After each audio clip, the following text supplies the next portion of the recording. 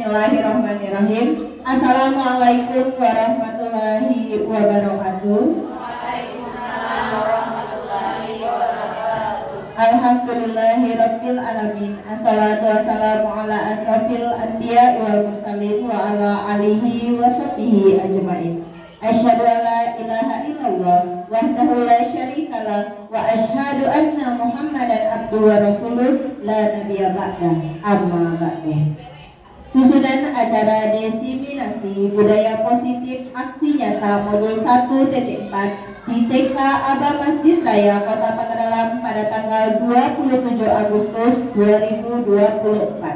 Acara yang pertama, pembukaan. Marilah kita buka acara ini dengan mengucapkan lafaz basmalah.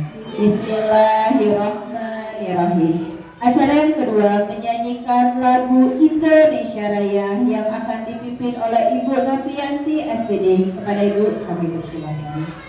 Dan dimohon para Ibu untuk berdiri.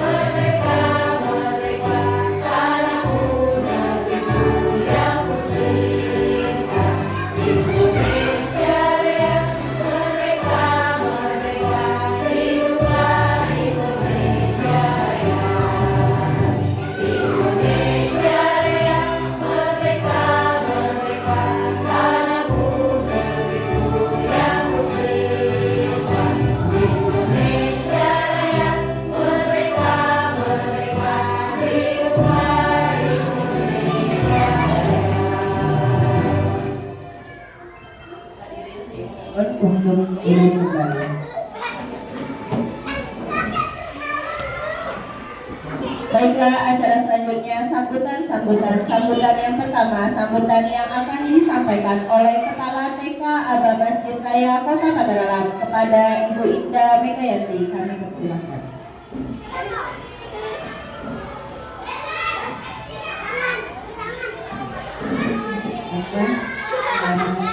Assalamualaikum warahmatullahi wabarakatuh. Waalaikumsalam warahmatullahi wabarakatuh. Alhamdulillahilladzi hadana li hadza wa ma kunna linahtadiya laula an hadanallah.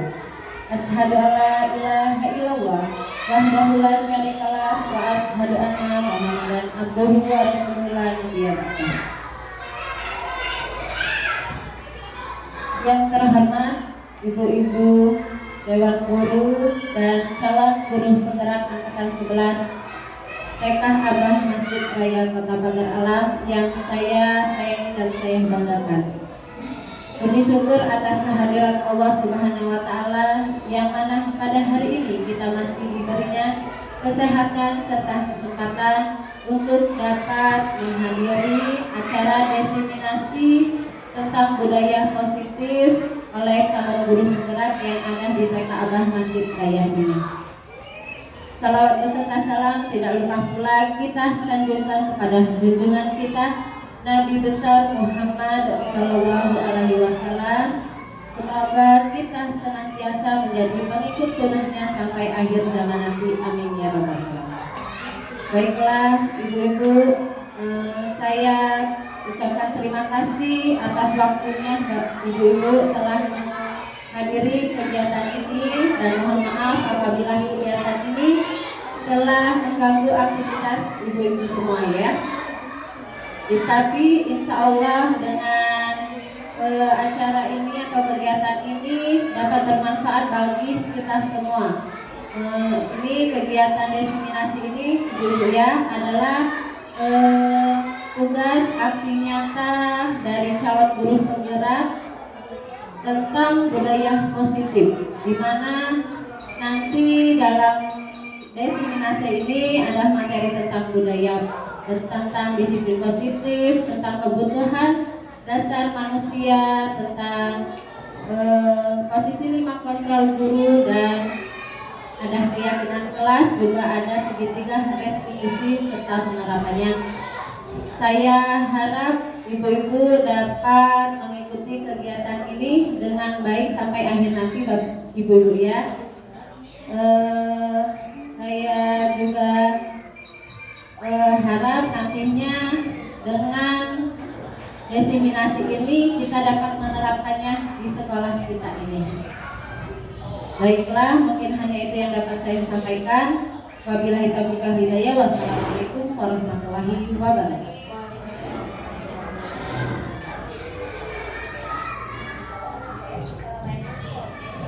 Baiklah, sambutan yang kedua, sambutan yang akan disampaikan oleh Ibu Putriani Nur Hadijah, mewakili calon guru penggerak angkatan 11 dari TK Abah Masjid Raya Kota Tangerang. Kepada Ibu Putri kami persilakan.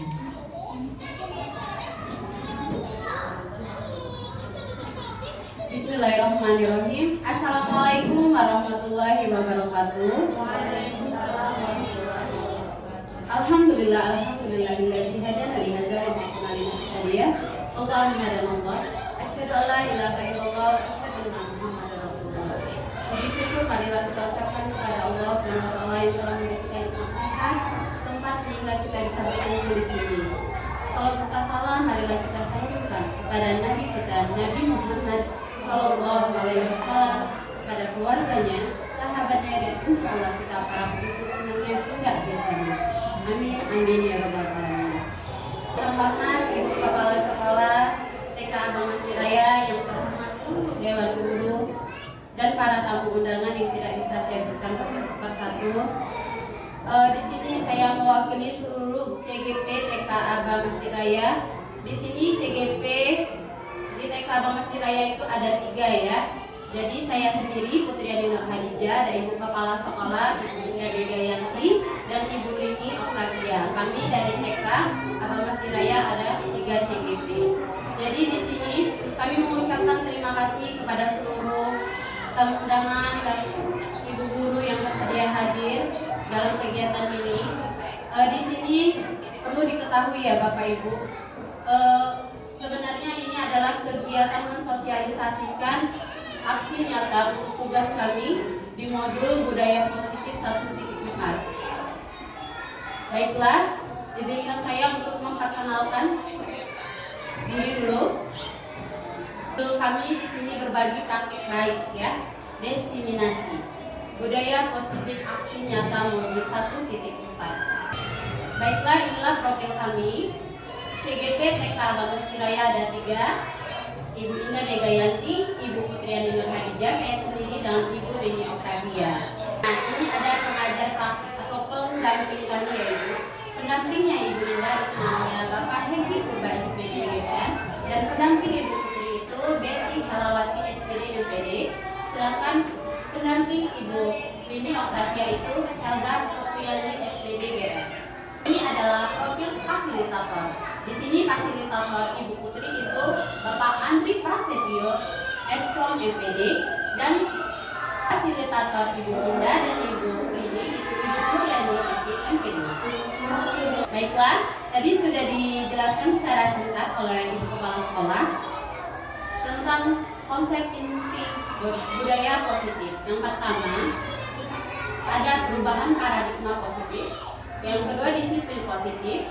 Yang ketiga, motivasi perilaku manusia. Yang keempat, kebutuhan dasar manusia. Yang kelima, posisi kontrol restitusi. Yang keenam, keyakinan kelas. Dan yang ketujuh ada segitiga restitusi. Baiklah Bapak Ibu, di sini kami akan berkolaborasi untuk konsep inti budaya positif. Yang materi pertama dan kedua itu akan disampaikan oleh saya sendiri, Ibu Putriani Marharijah ya.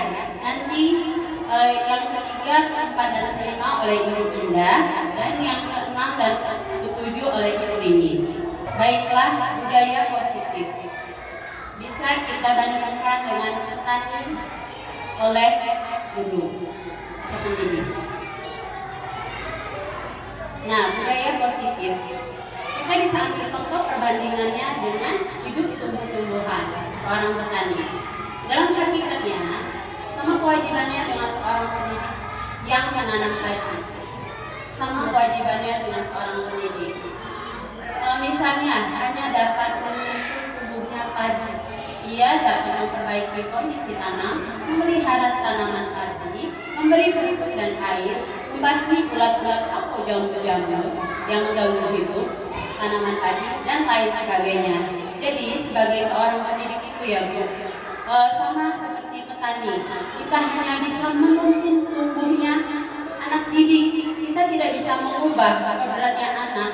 Sama dengan petani, dia tidak bisa mengubah kodratnya padi menjadi jagung, bisa tidak? Tentu tidak, tapi dia bisa memperbaikinya, bisa dikasih pupuk supaya subur. Nah begitu juga anak didik. Oke, sekarang boleh ibu-ibu berdiri, kita speaking supaya tidak tegang ya. Oke.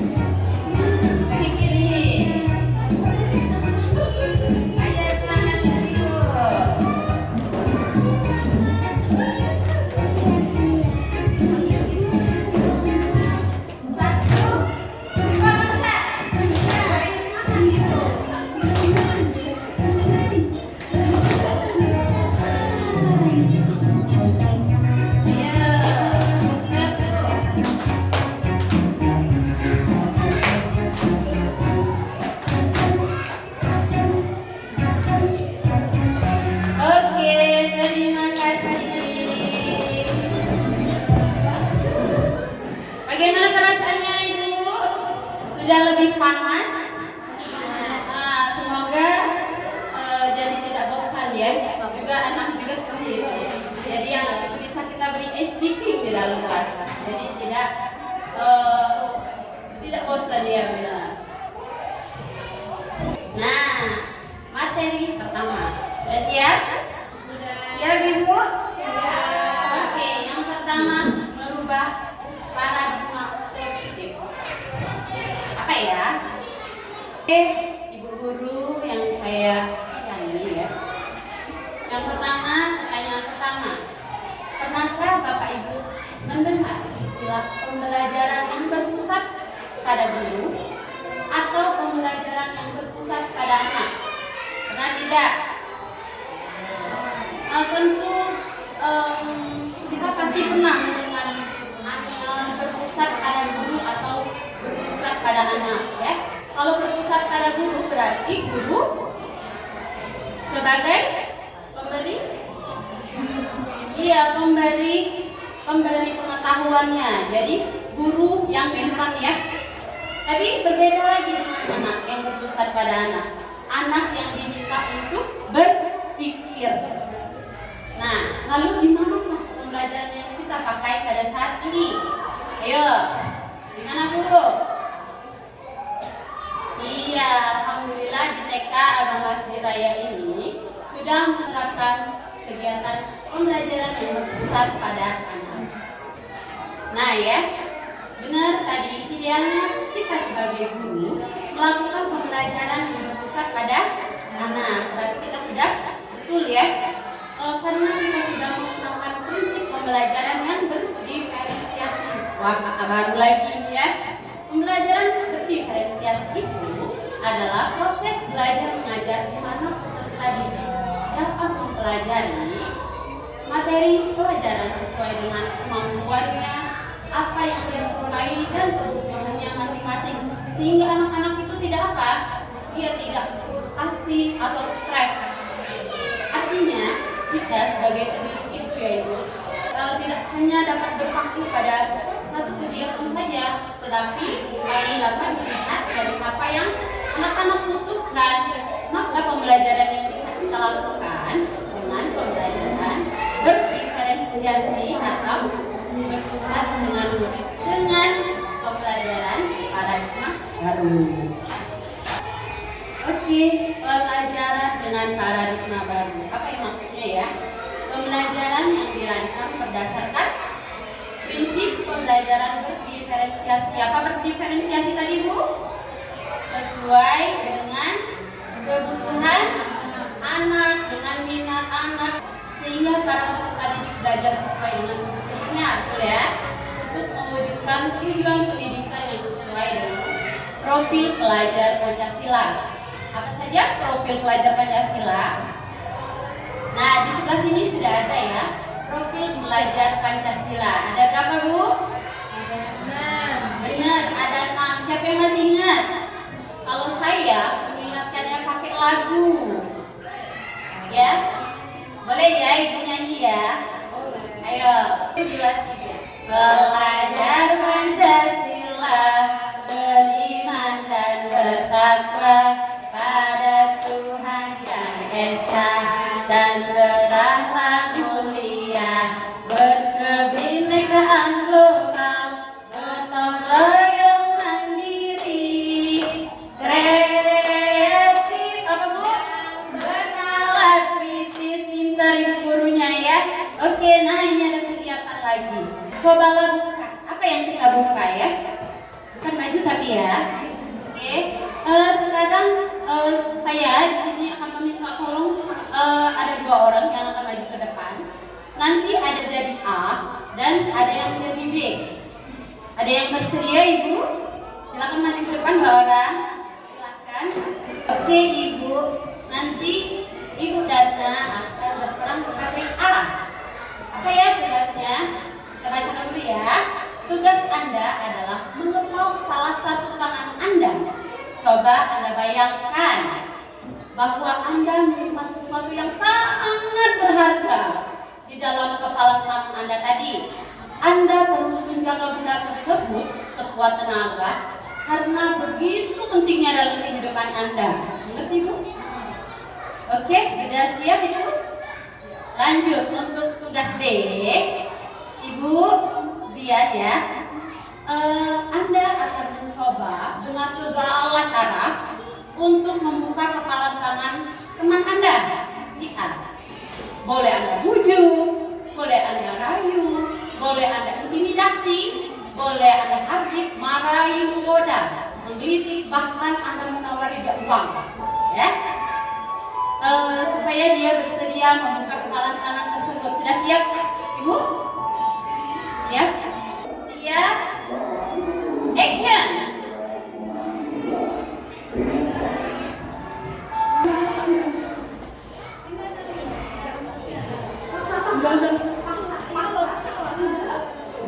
Supaya dia mau paksa, tarik sampai ya.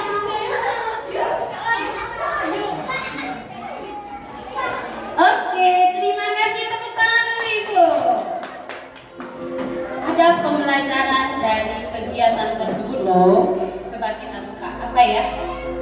Nah, dari kegiatan tersebut muncul pertanyaan. Nah, berikut pertanyaannya.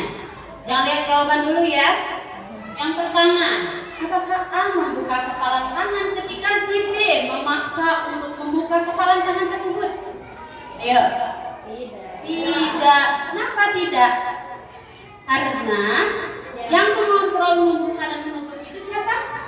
Si A. Oke. Yang kedua, dalam kegiatan tersebut sesungguhnya apa yang memegang kendali? Siapa yang memegang kendali ya? Untuk membuka dan menutup kepalan tangan. Siapa tadi? Si A. Oke. Jadi dari sana kita dapat menyimpulkan bahwa pada dasarnya kita tidak dapat memaksakan seseorang itu membuat sesuatu jika orang tersebut tidak ingin melakukannya. Betul tidak? Iya betul. Miskonsepsi teori kontrol. Oke, selama ini kita sebagai guru ya menganggap bahwa kita adalah seorang guru. Jadi kita berhak untuk mengontrol murid. Tapi sebenarnya itu adalah miskonsepsi. Tidak bisa ya, itu hanya ilusi, hanya bayangan kita saja. Kita tidak berhak untuk mengontrol anak-anak murid kita. Berikut miskonsepsi tentang makna teori kontrol. Ada 4 ya. Ini adalah miskonsepsi yang pertama, ilusi guru mengontrol murid yaitu pada dasarnya kita tidak dapat memaksa murid untuk berbuat sesuatu jika murid tersebut memilih untuk tidak melakukannya. Walaupun tampaknya guru sedang mengontrol perilaku murid, hal demikian terjadi karena murid sedang mengizinkannya dikontrol. Saat itu bentuk kontrol guru menjadi kebutuhan dasar yang dipilih murid tersebut karena terpaksa ya. Teori kontrol menyatakan bahwa semua perilaku memiliki tujuan, bukan terhadap perilaku yang tidak disukai. Oke, miskonsepsi teori kontrol kedua, ilusi bahwa semua penguatan positif efektif dan bermanfaat. Penguatan positif atau bujukan bentuk-bentuk kontrol. Nah, segala usaha untuk memengaruhi murid agar mengulangi suatu perilaku tertentu adalah suatu usaha untuk mengontrol murid. Dalam jangka waktu tertentu, murid tersebut akan menyadarinya dan mencoba untuk menolak bujukannya. Kita atau bisa jadi murid tersebut menjadi tergantung pada pendapat sang guru. Jadi anaknya tidak mempunyai motivasi dalam diri ya, karena dikontrol oleh gurunya ya. Yang ketiga, ilusi bahwa kritik dan membuat orang merasa bersalah dapat menguatkan karakter. Menggunakan kritik dan rasa bersalah untuk mengontrol murid menuju pada identitas gagal. Mereka belajar untuk merasa buruk tentang diri mereka. Mereka mengembangkan dialog diri dan yang negatif. Kadang-kala sulit bagi guru mengidentifikasi bahwa mereka sedang melakukan perilaku ini. Karena seringkali guru cukup menggunakan suara halus untuk menyampaikan pesan negatif. Contohnya ya, tahu anaknya tidak galau, pinternya pacar, itu namanya mengontrol murid. Oke, lanjut ke miskonsepsi teori kontrol keempat. Ilusi bahwa orang dewasa memiliki hak untuk memaksa. Banyak orang dewasa yang percaya bahwa mereka memiliki tanggung jawab untuk membuat murid-murid berbuat hal-hal tertentu. Apapun yang dilakukan dapat diterima selama ada sebuah pengajuan berdasarkan sebuah pengukuran kinerja. Pada saat itu pula orang dewasa akan menyadari bahwa perilaku memaksa tidak akan efektif untuk jangka waktu panjang dan sebuah hubungan permusuhan akan terbentuk. Nah, ini adalah tabel stimulus respon dan teori kontrol. Merubah paradigma stimulus respon ke pendekatan teori kontrol. Selama ini kita masih berada di stimulus respon ya. Lalu kita akan merubahnya ke pendekatan teori kontrol. Yang pertama stimulus respon. Realitas kebutuhan kita sama. Betul tidak kebutuhan kita itu sama? Tentu semua kebutuhan itu berbeda-beda. Belum tentu anak yang satu pengen makan kerupuk, yang satu belum tentu kan pengen makan kerupuk. Nah, jadi di teori kontrol realitasnya kebutuhan kita berbeda. Jadi benar ya di teori kontrol. Oke, lanjut yang kedua, semua orang melihat hal yang sama. Benar tidak? Tidak, belum tentu setiap orang itu memiliki gambaran yang sama. Di teori kontrol itu setiap orang memiliki gambaran yang berbeda. Benar ya? Semua orang itu mempunyai pandangan yang berbeda-beda. Yang ketiga, stimulus responnya, kita mencoba mengubah orang agar berpendapat sama dengan kita. Di teori kontrol, kita berusaha memahami pandangan orang lain tentang dunia. Jadi kita tidak bisa mengubah pandangan orang lain sama seperti kita. Betul tidak? Tentu pandangan seseorang itu pasti berbeda ke depannya, maju. Yang keempat, perilaku buruk dilihat sebagai suatu kesalahan. Di teori kontrol semua perilaku memiliki tujuan. Nah, selama ini kalau anak ada yang berbuat salah, kita langsung menjudge. Anak itu salah, pasti salah. Tapi di teori kontrol itu tidak. Semua perilaku memiliki tujuan. Anak yang tidak mau nulis skrip punya tujuan. Kenapa? Ada yang kadang panas skrip, tapi tidak mau ngomong. Jadi mereka punya tujuan. Kita harus menggali dulu. Jangan langsung mengejak anak itu ke salah tetap salah. Oke, guru. Baik. Yang kelima, orang lain bisa mengontrol saya. Hanya di teori kontrol, hanya Anda yang bisa mengontrol diri Anda. Nah ya, kita tidak bisa mengontrol diri orang lain tadi. Tidak ada contoh di kasus tadi ya, kegiatan kita. Kita tidak bisa buka kepalan tangan si A, karena si A yang mengontrol, si B tidak bisa.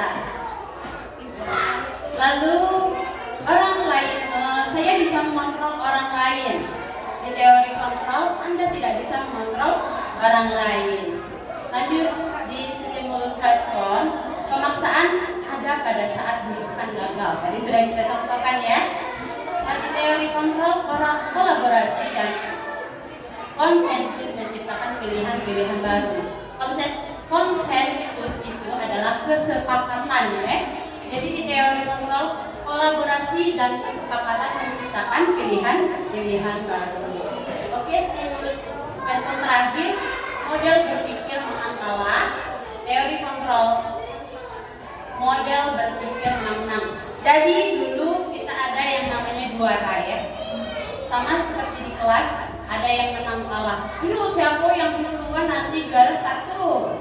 Tapi tidak lagi sekarang di teori kontrol. Anak harus menang-menang. Berpikir menang-menang itu apa?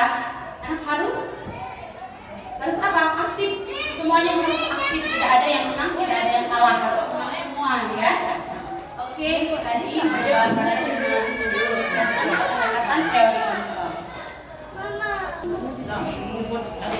Oke, bagaimana seseorang bisa berubah dari pandangan paradigma stimulus respon kepada pendekatan teori kontrol. Nah, ini menurut Stephen Covey menyatakan bahwa bila kita ingin membuat kemajuan, perlahan, sedikit-sedikit ubahlah sikap atau perilaku Anda. Jadi kita yang belajar ya. Namun bila kita ingin memperbaiki cara-cara utama kita, maka kita perlu mengubah kerangka acuan kita.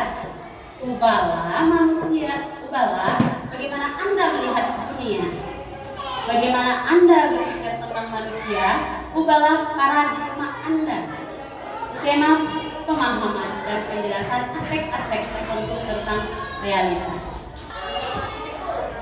Yang kedua, materi kedua, masih semangat Ibu? Apa perlu kita sedikit lagi? Tepuk semangat.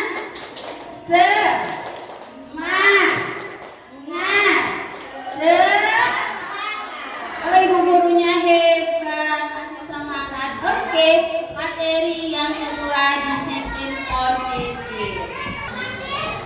Nah, ketika kita mendengar kata disiplin, apa yang terbenak dalam pikiran dalam pikiran ibu-ibu? Apa coba? Peraturan, apa lagi? Tata tertib, apa lagi? Oke, coba kita lihat dulu. Nah, kebanyakan orang akan menghubungkan kata disiplin dengan apa tadi?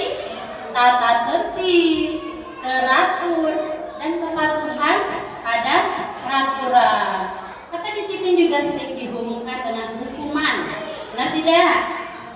Padahal itu sungguh berbeda. Berarti pikiran kita, pandangan kita itu salah ya. Karena belajar tentang disiplin positif tidak harus dengan memberi hukuman. Justru itu adalah salah satu alternatif terakhir dan kalau perlu tidak digunakan sama sekali. Disiplin positif sebenarnya ya, disiplin berasal dari kata disiplina yang artinya belajar. Bukan apa tadi? Bukan hukuman, aturan ya, ancaman ya. Disiplin mengacu pada disiplin diri yang memiliki tanggung jawab terhadap apa yang dilakukannya berdasarkan nilai-nilai yang diyakini. Nah, maksud disiplin di sini adalah pada saat anak meyakini nilai-nilai yang diyakininya. Misalnya, ketika anak merasa memiliki tanggung jawab, balik lagi ke motivasi diri atau motivasi internal dalam diri. Jika kita tidak memiliki motivasi internal, maka kita memerlukan pihak lain untuk mendisiplinkan kita ya. Karena berasal dari luar, bukan dari dalam diri kita sendiri. Jadi arti kata disiplin itu dari kata disiplin diri ya. Dengan melakukan disiplin diri, maka akan terbentuk apa yang namanya disiplin positif. Kita semua. Disiplin positif merupakan salah satu cara penerapan disiplin yang bertujuan untuk menumbuhkan kesadaran serta memberdayakan peserta didik tanpa imbalan, penghargaan atau reward, ancaman atau hukuman. Ya. Nah, bapak pendidikan kita, siapa bapak pendidikan kita Bu? Insyaallah kita semua ya menyatakan bahwa di mana ada kemerdekaan, disitulah harus ada disiplin yang kuat. Sungguh pun disiplin itu bersifat self-disiplin, yaitu kita sendiri yang mewajibkannya kita dengan sekeras-kerasnya. Tetapi itu sama saja, sebab kalau kita tidak cakap melakukan self-disiplin, wajiblah penguasa lain mendisiplinkan diri kita. Dan peraturan demikian itulah yang harus ada di dalam suasana yang merdeka. Di situ Ki Hajar Dewantara juga menyampaikan untuk mencapai kemerdekaan atau dalam konteks pendidikan kita tadi ya, untuk menciptakan murid yang merdeka ya. Syarat utamanya adalah harus ada disiplin tadi yang kuat. Disiplin yang dimaksud adalah disiplin diri yang memiliki motivasi internal tadi dalam diri kita dulu sendiri ya. Jika kita tidak memiliki motivasi internal, maka kita memerlukan pihak lain untuk mendisiplinkan kita atau motivasi eksternal karena berasal dari luar, bukan dari diri kita sendiri. Sebagai pendidik, tujuan kita sebenarnya adalah menciptakan peserta didik yang memiliki disiplin diri sehingga mereka berperilaku mengacu kepada nilai-nilai kebajikan universal dan memiliki motivasi intrinsik dalam perubahan perilaku ke arah yang lebih baik. Nah, di sana tadi disinggung nilai-nilai kebajikan. Nah, nilai-nilai kebajikan itu apa? Nilai-nilai yang baik-baik. Ya? Nilai-nilai kebajikan adalah sifat-sifat positif manusia yang merupakan tujuan mulia yang ingin dicapai setiap individu. Nilai-nilai yang baik-baik. Apa ya pengertian dari nilai-nilai kebajikan? Nilai-nilai yang disepakati bersama, terlepas dari suku bangsa, agama, bahasa maupun latar belakangnya. Sebenarnya di sini banyak contoh ya, dari contoh-contoh nilai kebajikan, tapi di sini saya ambil 3 contoh saja. Contoh nilai kebajikan institusi atau organisasi. Di sini ada 3, saya ambil contoh dari profil pelajar Pancasila. Semua yang ada di profil pelajar Pancasila, ibu-ibu, semuanya adalah nilai-nilai kebajikan, nilai-nilai yang baik-baik.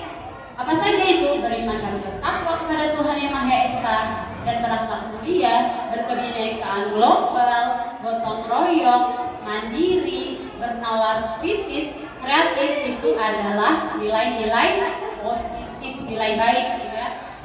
Yang kedua ada contoh dari Ibu Primary Year Program atau PYP. Di sana nilai kebajikan apa ya? Toleransi, rasa hormat, integritas, mandiri, menghargai, antusias, empati, ingin tahuan, kreatif, kerjasama, percaya diri, dan komitmen. Contoh ketiga, 9 pilar karakter atau IHF. Ya, di sana apa ya nilai kebajikannya?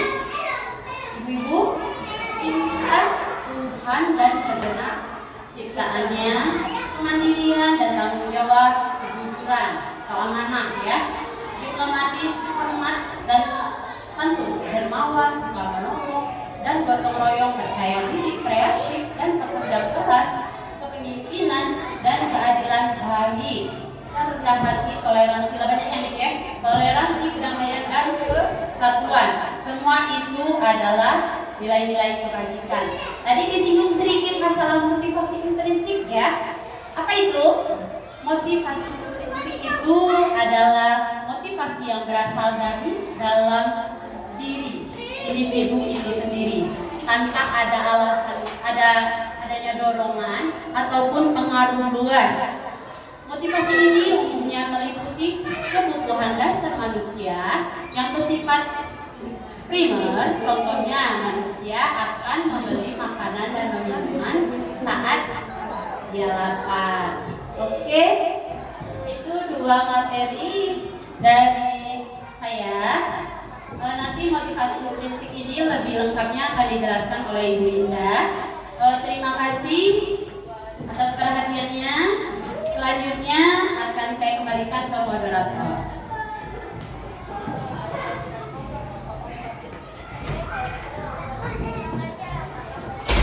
Masih semangat. Saya masih apa ya? Masih semangat Bu, semangat. Baiklah, teori yang selanjutnya akan disampaikan oleh Ibu Indah Megayati tentang teori motivasi, hukuman, dan penghargaan anti stres institusi. Kepada Ibu Indah kami persilakan.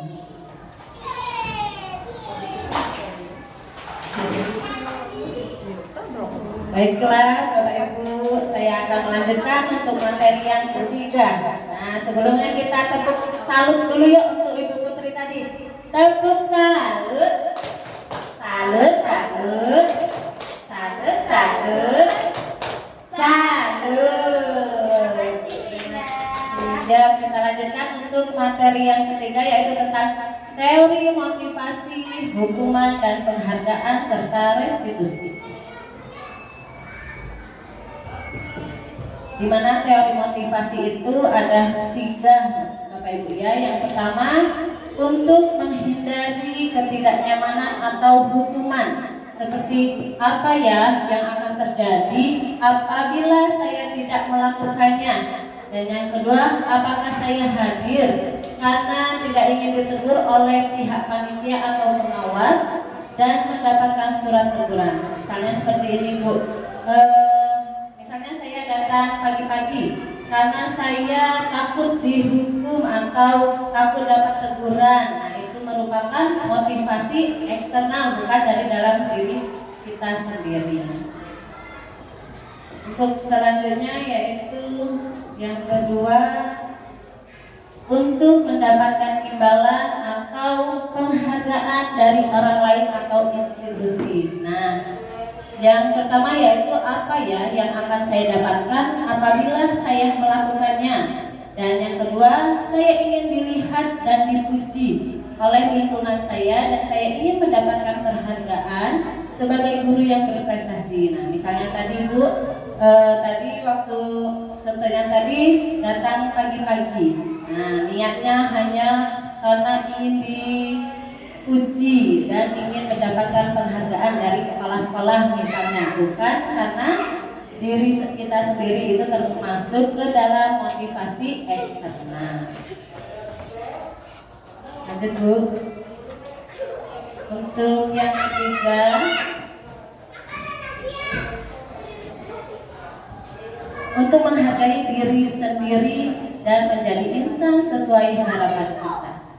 Misalnya saya akan menjadi orang yang seperti apa apabila saya melakukannya, dan saya ingin menjadi pembelajar sepanjang hayat, menjadi orang yang berusaha dan bertanggung jawab serta menghargai diri sendiri sebagai teladan bagi murid-murid saya.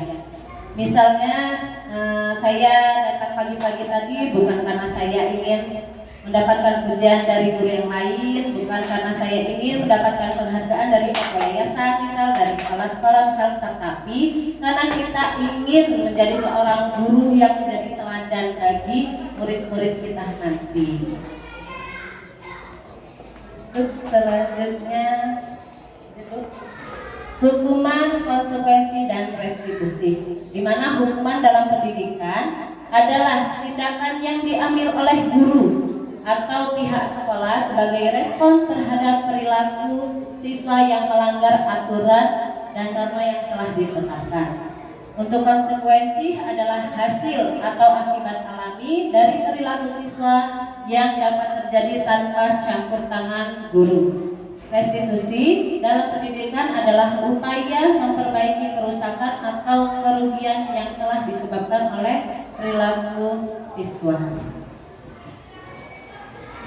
Nah, di situ ada tabel tentang identitas gagal dan identitas sukses Bu ya. Dimana kalau kita memberikan hukuman terhadap anak itu nantinya akan memberikan identitas gagal terhadap anak, karena anak itu akan mengingat sepanjang perjalanan hidupnya bahwa pas waktu sekolah dia mendapat hukuman seperti apa. Misal dia datang terlambat, dihukumnya untuk membersihkan WC. Jadi akan sepanjang hayat itu akan teringat oleh anak itu sendiri.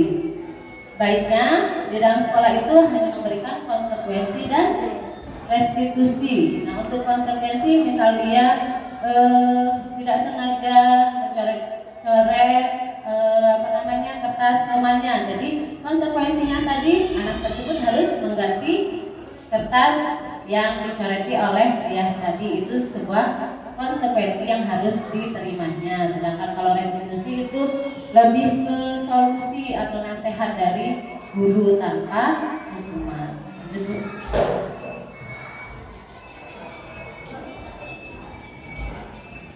di sini untuk lebih jelasnya ada contoh tindakan guru, Bu.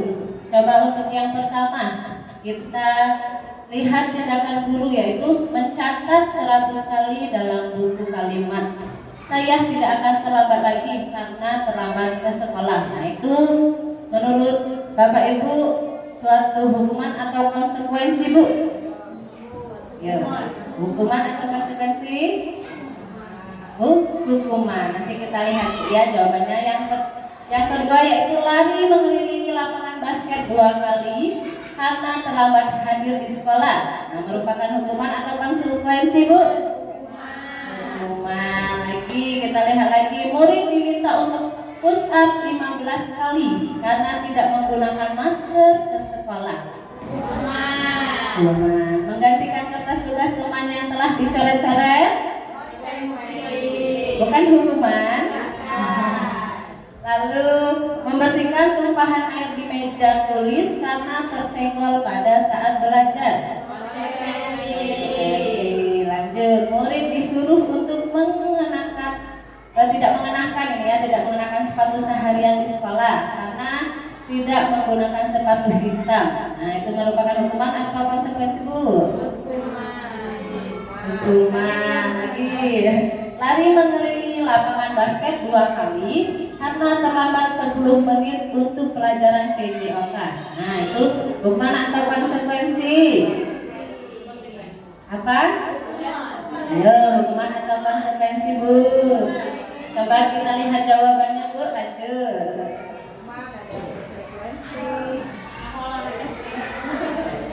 Nah, ini jawabannya, Bu ya. Untuk yang mencatat 100 kali tadi itu merupakan satu hukuman. Kenapa, Bu? Itu bisa disebut dengan hukuman? Karena tadi tidak ada hubungannya dengan tindakan anak tadi, Bu ya. Karena kan itu cuma mencatat. Nah, tidak ada hubungannya dengan dia terlambat sekolah. Kalau yang menumpahkan tadi kan konsekuensinya dia harus membersihkan atau mengelap meja yang tumpah tadi, Bu ya. Nah, untuk yang terakhir tadi antara hukuman dan konsekuensi. Coba kita perhatikan lagi, Bu. Di sini lari mengelilingi lapangan basket 2 kali karena terlambat untuk pelajaran PJOK. Di situ disebut konsekuensi karena berhubungan dengan pelajarannya tentang olahraga. Bisa dipahami, Bu? Alhamdulillah. Lanjut. Nah, di sini dihukum oleh penghargaan. Menurut Al-Fiqh dalam Fanis by Area Risbot itu mengungkapkan bahwa penghargaan maupun hukuman adalah kasih sayang tadi ya, karena dia ingin diterima dan diperhatikan, dikasih sayangnya oleh ibu guru, tapi ibu gurunya cuek tadi ya.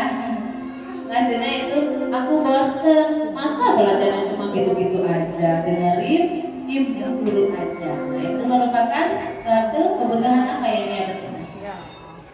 Nah, ya benar, Ibu. Kebebasan yang ia butuhkan ya. Lalu yang terakhir yaitu aku sebel katanya. Gambarku tidak rapi, malah ibu guru nunjukin ke teman-temanku di depan kelas. Itu merupakan kebutuhan apa, Bu? Penguasaan tadi ya, karena ia ingin dihargai, ada harga diri tadi. Lanjut, Bu.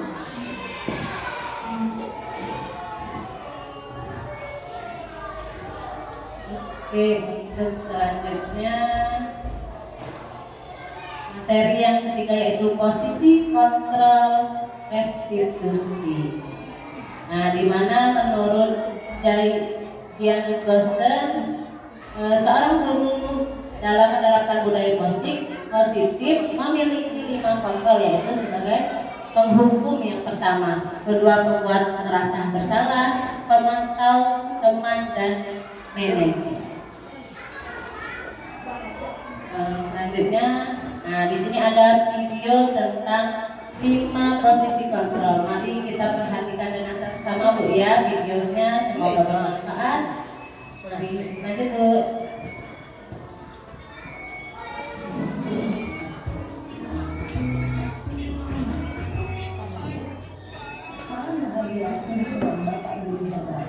Dalam penerapan disiplin positif restitusi, salah satu program yang dikembangkan adalah 5 posisi kontrol. 5 posisi kontrol dalam restitusi adalah proses perjalanan seorang pendidik agar dapat mengenali dirinya. Pada video kali ini, kita akan membahas tentang 5 posisi kontrol yang dikembangkan oleh Diane Gosson dan contoh penerapannya.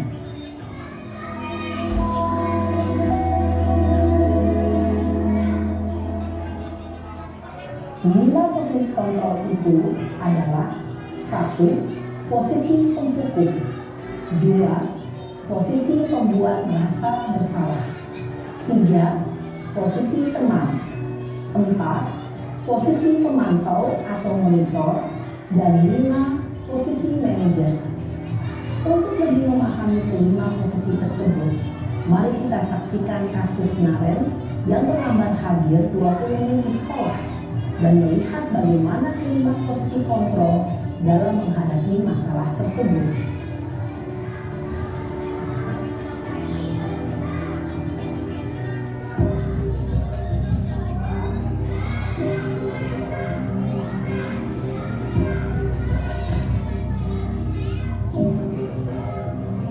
Naren, sini kamu. Selamat pagi, Bu. Selalu terlambat. Kamu deh, pasti terlambat. Maaf, Bu. Saya Apa? Apa coba? Alasan kamu apa lagi? Kapan sih kamu tidak terlambat? Malas sekali ya kamu jadi anak. saya Dasar pemalas. Gak kapok-kapok sih kamu. Sudah berapa kali terlambat? Sana, kamu keliling lapangan basket 2 kali. kenapa saya harus ke lapangan basket, Bu? Kenapa? Kamu melawan ibu? Berani-beraninya jawab. Sudah terlambat, masih berani jawab pula. Sekarang, keliling lapangan basket 5 kali sekalian. Biar kapok. Cepat. Pergi sana ke lapangan basket. Posisi penghukum biasanya berbicara dengan nada tinggi, menghardik, menunjuk-nunjuk, menyakiti, dan menyindir. Hukuman bisa berupa fisik maupun psikis. Ibu dan bapak guru hebat. Dampak yang terjadi pada murid ketika guru berada pada posisi penghukum adalah murid cenderung akan memberontak, bahkan menyimpan dendam.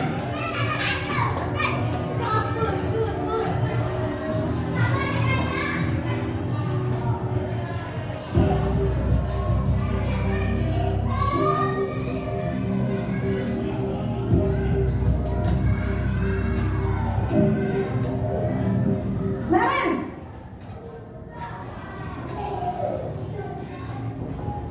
Selamat pagi, Bu. Naren. Kamu kenapa terlambat lagi, nak? Ya Tuhan, Naren. Kamu senang ya bikin ibu susah ya? Kalau kamu terlambat lagi, nanti ibu yang ditegur bapak kepala sekolah, nak. Disangka ibu tidak bisa membina kamu. Duh, gimana ini? Maaf, Bu. Duh, Gusti Naren. Kamu suka ya kalau ibu ditegur bapak kepala sekolah? Terus, sekarang ibu harus tulis apa ini di buku absen? Ini kamu sudah sering terlambat loh. Ibu harus apa coba? Maaf, Bu. Maaf sekali. Ya sudah, lain kali jangan bikin ibu susah lagi ya nak ya. Ibu tidak akan kuat lagi kalau kamu begini terus. Bisa jantungan kalau ibu tegur bapak kepala sekolah. Sana cepat kelas. Maaf ya, Bu. Maaf sekali. Posisi pembuat rasa bersalah berbicara dengan nada tenang, cenderung lembut.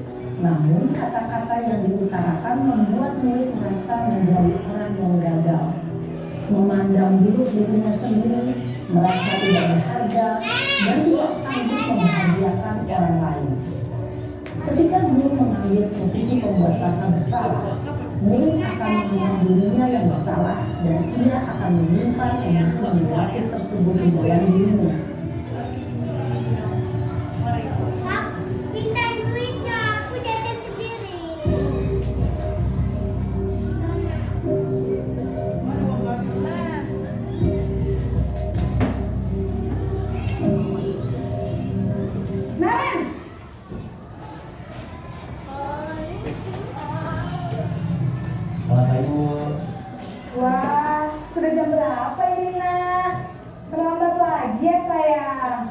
Iya Bu, habis ibu saya lupa bangunkan saya Bu. Kamu malah menyalahkan ibu kamu. Kamu bukannya anak yang larinya paling kencang. Kok terlambat sih? Iya Bu, saya memang lambat bangun tadi. Jadi biarpun saya kencang, tetap nggak kekejar Bu. Ya sudah sana. Nanti lain kali larinya lebih kencang lagi ya. Biar gak terlambat lagi. Bikin seneng ibu. Demi ibu. Bisa kan? Bisa lah Bu. Ya sudah sana masuk kelas. Ibu beresin urusan absen kamu. Kamu ini ada-ada saja. Dalam posisi teman, guru berbicara dengan nada suara ramah atau cenderung bersenda gurau untuk menjaga suasana tetap santai. Murid akan merasa senang, aman, dan akrab dengan guru. Identitas yang tercipta adalah identitas sukses atau berhasil. Namun, perlu diingat, karena ini masih jaringan eksternal, maka ada faktor ketergantungan dari murid kepada orang tertentu. Di sini, guru absennya, sehingga di lain waktu, murid bisa berperilaku baik, namun hanya kepada orang-orang tertentu saja.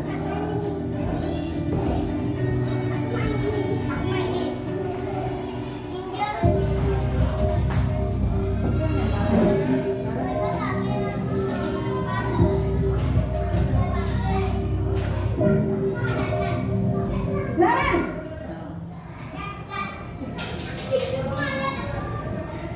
Selamat pagi Bu. Naren, apa peraturan sekolah kita tentang jam berapa kita harus masuk sekolah, nak?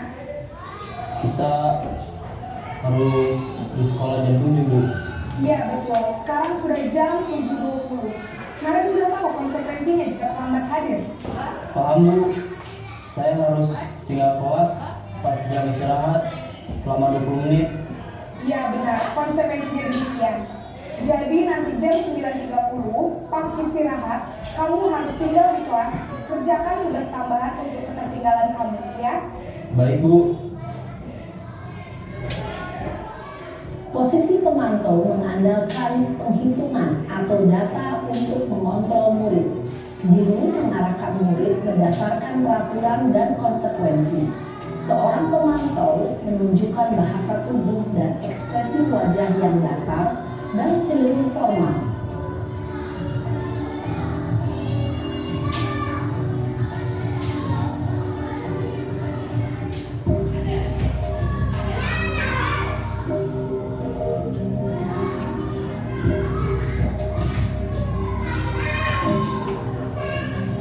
Naren!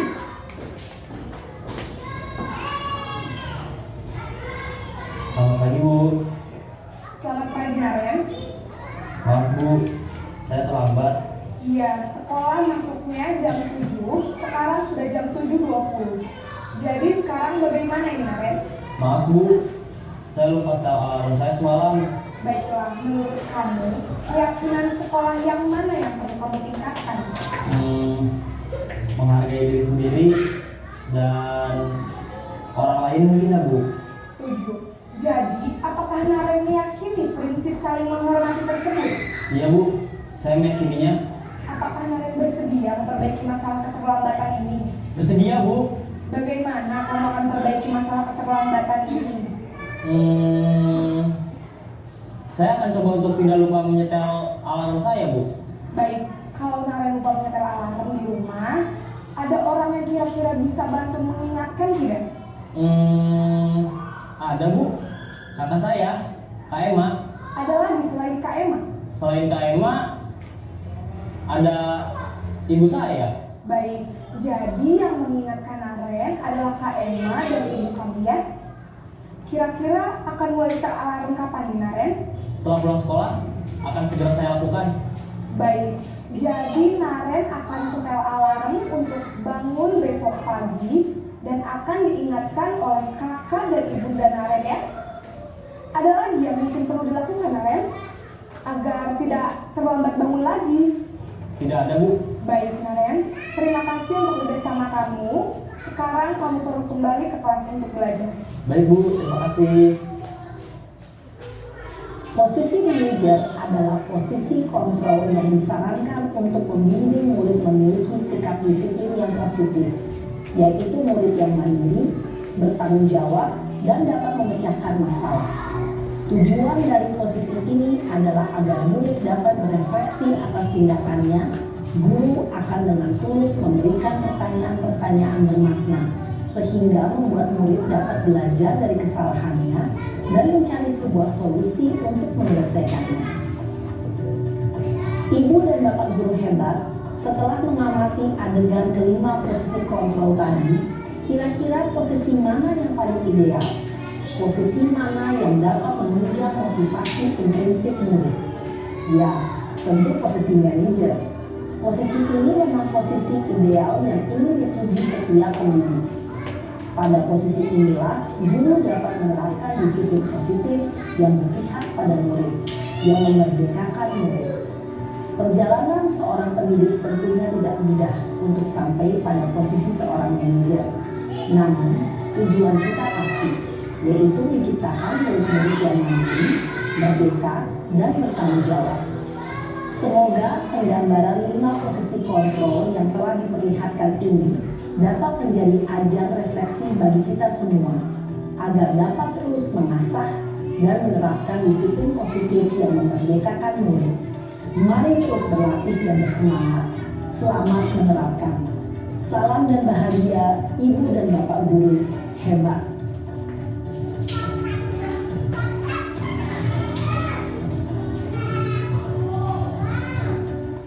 Nah, baiklah ibu-ibu, itu tadi sudah menonton cuplikan dari video tentang 5 posisi kontrol seorang guru. Yang pertama tadi ada posisi apa, Bu?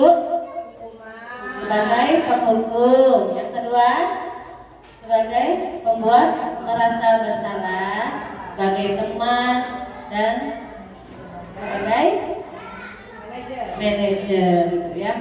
Nah, dari kelima posisi kontrol tersebut, menurut ibu-ibu sekalian, posisi mana nih yang paling efektif dilakukan untuk seorang guru kepada murid-muridnya?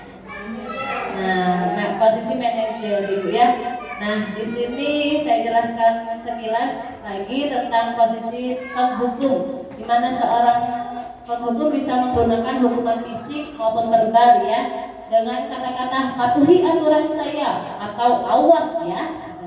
Nah, lalu kamu selalu saja salah, pasti selalu terakhir selesai. Nada suara tinggi, bahasa tubuh melotot, dan jari menunjuk-nunjuk atau menghati. Hasilnya kemungkinan anak akan merasa marah dan mendendam atau bersifat agresif. Untuk yang kedua yaitu membuat merasa bersalah. Nah, di sini biasanya guru akan bersuara lebih lembut, kata-kata yang keluar dengan lembut akan seperti, ibu akan sangat kecewa sekali dengan kamu. Berapa kali bapak harus memberitahu kamu ya? Gimana coba kalau orang tua kamu tahu kamu berbuat begini? Nah, ada suara yang memelas, halus, sedih, dan bahasa tubuh menatap pada anak atau lesu. Hasilnya murid akan merasa menjadi orang yang gagal dan tidak sanggup membahagiakan orang lain. Posisi ketiga yaitu sebagai teman. Nah, guru sebagai teman yang menggunakan hubungan baik dan humor biasanya untuk mempengaruhi seseorang. Mereka akan berkata, ayo bantulah demi bapak ya. Ayo ingat tidak bantuan bapak selama ini. Ya sudah, kali ini tidak apa-apa, nanti ibu bantu bereskan. Nada suara ramah, akrab, dan bercanda dengan bahasa tubuh merapat pada murid, mata, dan senyum jenaka. Hasilnya murid mungkin akan merasa senang dan akrab dengan guru. Ini termasuk dampak positif, hanya saja di sisi negatif murid menjadi tergantung pada guru tersebut. Untuk posisi yang keempat yaitu sebagai pemantau. Nah, di sini berdasarkan pada peraturan-peraturan dan konsekuensi. Pertanyaannya biasanya peraturannya apa? Apa yang telah kamu lakukan? Sanksi atau konsekuensinya apa? Nah, nada suara datar, bahasa tubuh yang formal. Hasilnya murid memahami konsekuensi yang harus dijalankan karena telah melanggar salah satu peraturan sekolah. Guru tidak menunjukkan suatu emosi berlebihan, murid tetap tidak nyaman, yaitu dengan harus tinggal di dalam kelas saat jam istirahat dan mengerjakan tugas itu merupakan konsekuensinya. Dan untuk yang terakhir yaitu posisi sebagai manajer. Nah, di mana posisi guru berbuat sesuatu bersama dengan murid, mempersilahkan murid mempertanggungjawabkan perilakunya, mendukung murid agar dapat menemukan solusi atas permasalahannya sendiri. Biasanya berkata apa yang kita yakini atau menanyakan keyakinan kelas yang telah dibuat. Terus apakah kamu meyakininya, dan jika kamu meyakininya, apakah kamu bersedia memperbaikinya?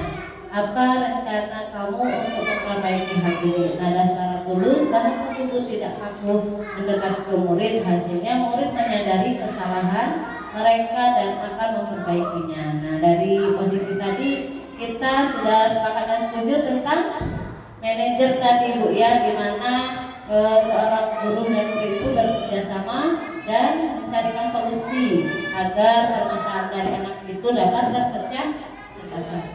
Baiklah, itulah pemaparan saya tentang motivasi 5 posisi kontrol dan kebutuhan dasar manusia. Selanjutnya saya kembalikan ke Ibu Rini untuk melanjutkan ke materi selanjutnya. Terima kasih. Assalamualaikum warahmatullahi wabarakatuh. Waalaikumsalam warahmatullahi wabarakatuh. Masih semangat, Bu? Semangat. Kita beri tepuk salut dulu untuk Ibu Indah, yuk. Tepuk salut, rap rap rap, salut salut, rap rap rap, salut salut, rap rap rap, salut. Masya Allah. Baiklah, konsep inti budaya positif selanjutnya akan saya jelaskan tentang keyakinan kelas dan segitiga restitusi. Nah, yang pertama adalah keyakinan kelas. Lanjut, Bu. Oke.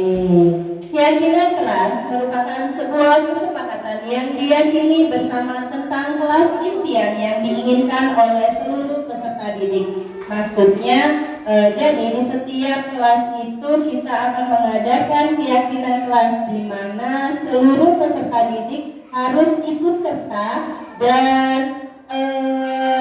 mengikuti kesepakatan yang telah dibuat.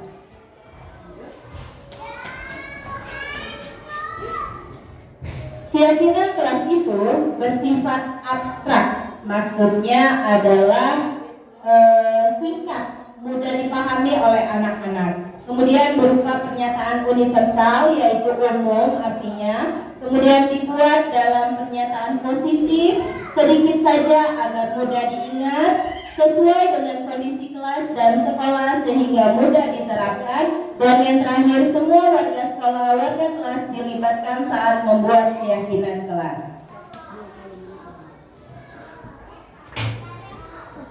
Mengapa tidak peraturan saja? Mengapa harus keyakinan kelas? Sekarang di sana ada kalimat.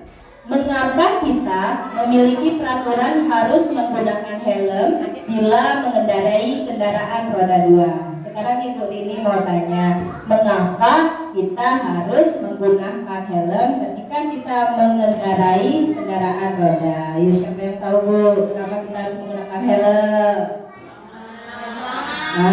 Keselamatan supaya tidak tertilang polisi. Kemudian apabila kita terjadi kecelakaan, Bu, ya, kenapa kita menggunakan helm? Supaya kepala kita tidak terbentur di aspal. Serangkaian peraturan-peraturan tersebut, nilai-nilai keselamatan inilah yang kita sebut sebagai suatu keyakinan.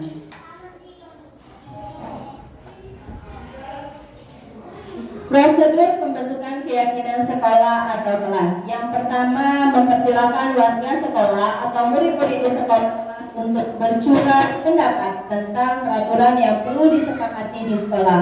Kemudian yang kedua, mencatat semua masukan-masukan pada murid. Yang ketiga, susunlah keyakinan kelas sesuai prosedur pembentukan keyakinan sekolah kelas. Gantilah kalimat-kalimat dalam bentuk negatif menjadi kalimat yang berpositif.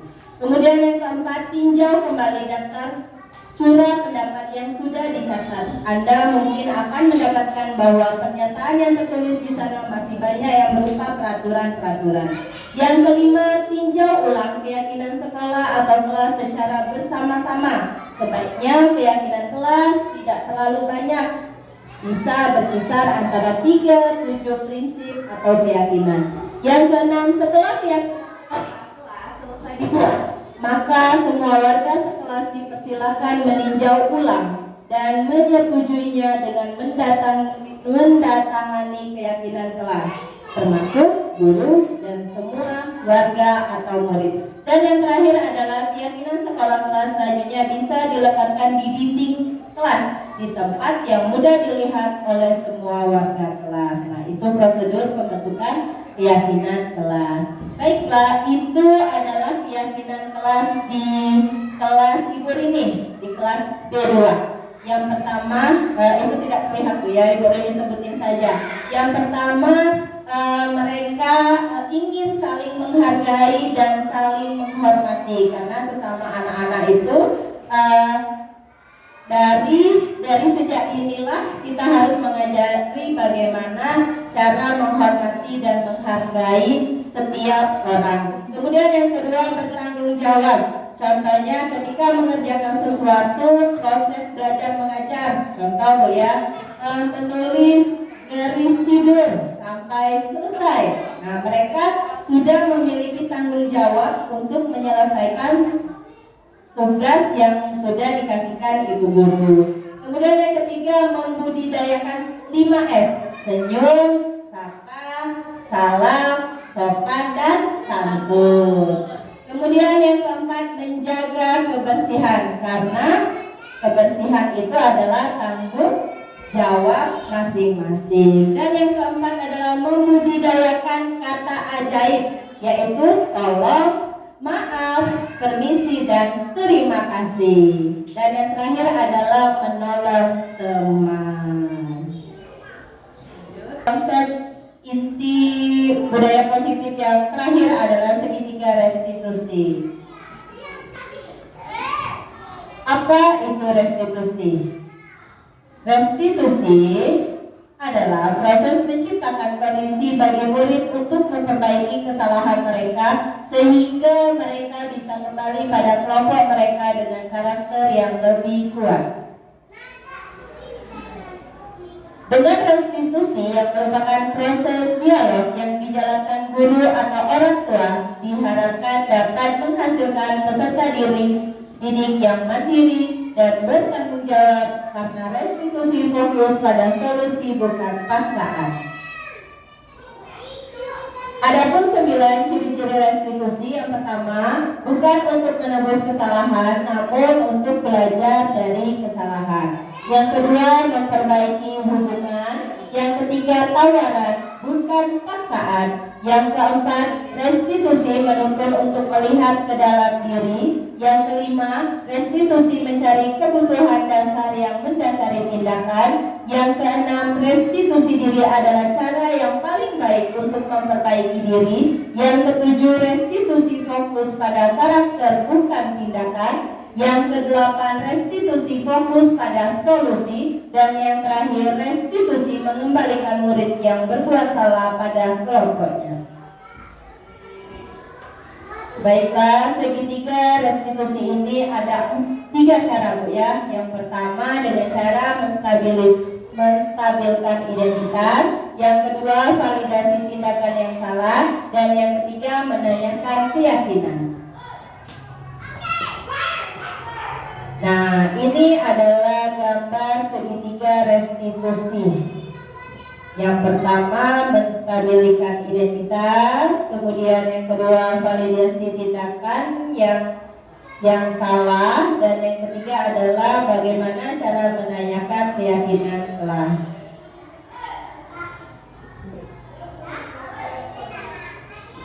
Oke, yang pertama yaitu menstabilkan identitas. Untuk membuat guru yang merasa gagal karena berbuat salah menjadi positif terhadap dirinya. Contohnya, guru berkata, berbuat salah itu hal yang manusiawi. Tidak ada manusia yang sempurna. Bapak Ibu juga buat salah. Kita pasti bisa menyelesaikan permasalahan ini. Bapak Ibu tidak tertarik untuk mencari tahu siapa yang benar, siapa yang salah. Bapak Ibu lebih tertarik untuk menyelesaikan masalah. Kalau kamu menyalahkan dirimu sendiri terus-menerus, apakah kamu bersikap balik pada dirimu sendiri? Nah, itu merupakan tentang menstabilkan identitas. Kemudian yang kedua, validasi tindakan yang salah. Membantu murid mengenali baik atau kebutuhan yang ingin dipenuhinya ketika melakukan kesalahan itu. Dengan cara guru bisa berkata, kamu bisa saja kan melakukan hal yang lebih buruk, tapi kamu tidak melakukannya kan?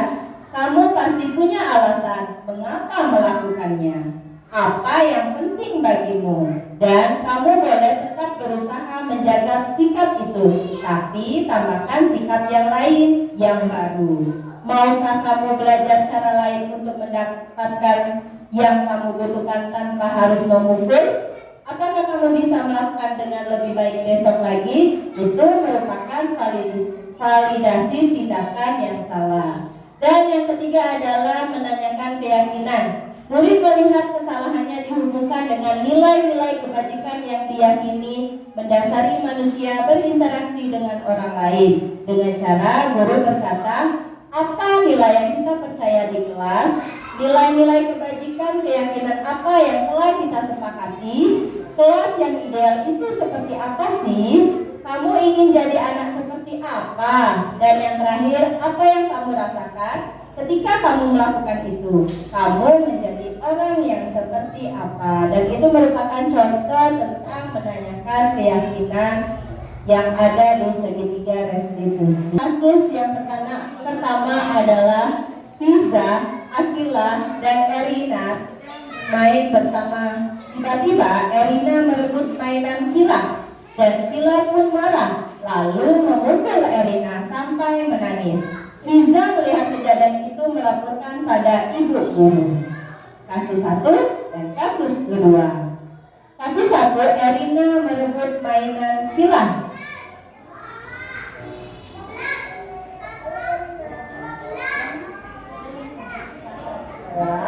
Erina tadi Itu contoh Bu ya. merebut mainan Kila ya? Kenapa Erina mau merebutnya? Oh, seperti itu, mau pinjam ya. Erina masih ingat nggak kalau mau pinjam sesuatu itu harus bagaimana? Tidak harus bilang dulu sama temannya ya. Oke, setelah itu selain pinjam dulu, Erina tidak boleh memaksa teman-temannya. Jadi kalau Erina mau pinjam sesuatu oleh temannya, Erina harus bilang dulu. Tidak boleh apa saya? Memaksa. Jadi terima kasih Erina. Oke, saling dulu. Boleh pulang ya, hati-hati di jalan. Ini kasus yang kedua.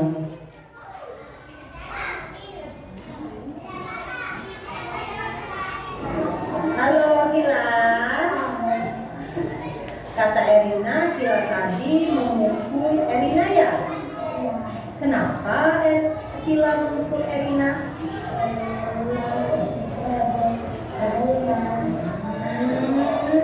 Seperti itu. Tapi menurut Kila memukul itu baik enggak? Hah? Enggak. Karena Kila tidak memukul Erina, apa yang harus Kila lakukan terhadap Erina? Kenapa sayang? Minta maaf. Selain minta maaf,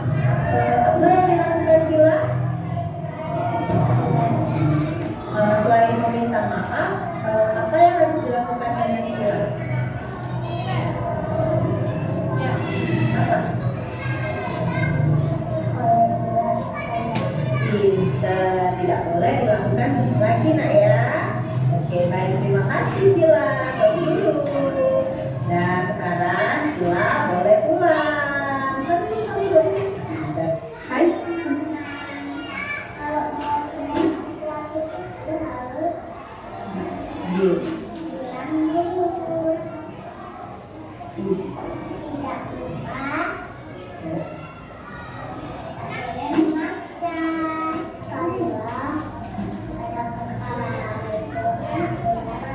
Pintar, berpelukan.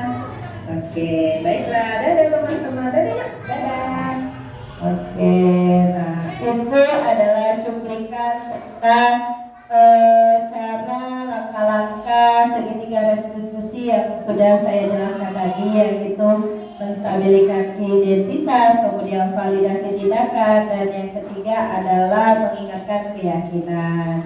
Baiklah, itu saja secara singkat tentang budaya, tentang diseminasi budaya positif asli nyata modul 1.4 TK Abah Masjid Raya Kota Pagaralam pada hari ini.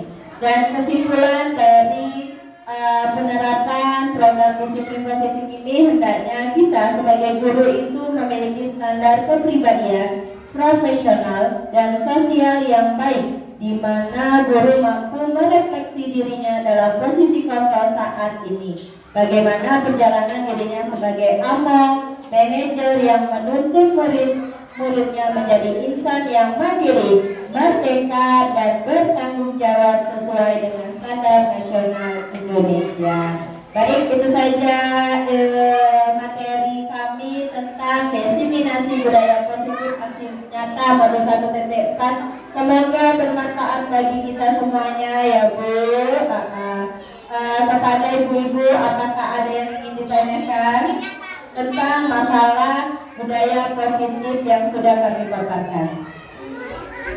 Tanya Bu? Tidak, sudah cukup? Sudah cukup. Terima kasih. Salam guru bergerak, menggerakkan. Kita beri aplaus dulu untuk kita semuanya. Oke, baik. Tepuk tangan dulu dong untuk ibu ini. Wah. Tepuk salut. Salut.